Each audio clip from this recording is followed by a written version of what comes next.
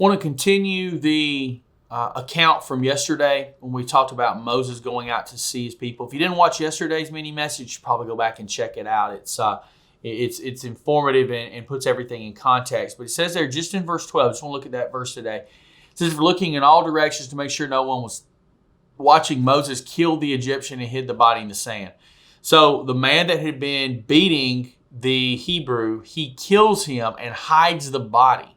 So he's looking in all directions, right? If you're looking in all directions, he understood what he was going to do was wrong.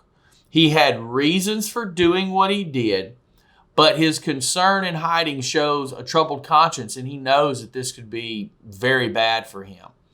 Now, the Bible explains to us in the book of Acts over in the New Testament what Moses was thinking. It says in Acts chapter 7, verses 23 through 25, and this is actually Stephen is recounting this. He says, one day when Moses was 40 years old, he decided to visit his relatives, the people of Israel. He saw an Egyptian mistreating an Israelite.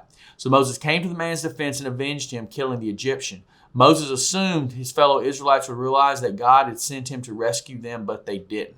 I think at this time, Moses had a sense of what God was calling him to, that he would be the one that would lead the Israelites out of captivity. So he thinks, I'll kill this Egyptian and everyone will see I'm on their side. Didn't work out for him, right? Didn't work out for him.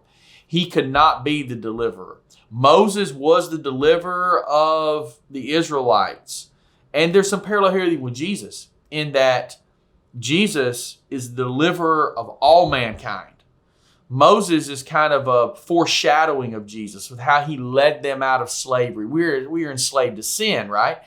And before Christ. And because of what Christ has done, we are no longer slaves to sin. We have freedom from that. We find forgiveness.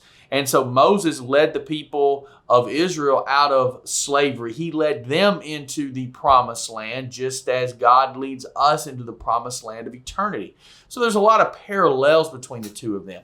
But Jesus, he couldn't be in heaven sitting on the throne and be the deliverer. He had to leave the palace. He had to humble himself. He had to come to this earth, and he had to live bluntly, he lived a poor life. I mean, Jesus was not wealthy. Jesus was a poor carpenter from the middle of nowhere in the backwoods of the Roman Empire.